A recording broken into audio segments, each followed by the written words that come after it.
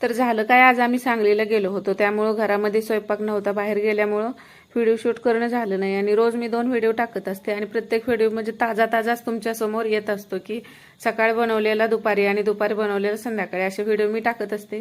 तर आता बाहेर गेल्यामुळे माझ्याकडे एकही व्हिडिओ नव्हता, तर आता काय टाकायचं, तर म्हणून मी हे जे भाकरी केलेली आहे आणि जी वांग्याची सुकी भाजी पटकन गडबडीत जे काय केलंय तेच तुमच्याबरोबर शेअर करत आहे. तर अशी मस्त अशी भाकरी केलेली आहे, एवढी मोठी की एका भाकरीत तुमचं पोट भरलं पाहिजे.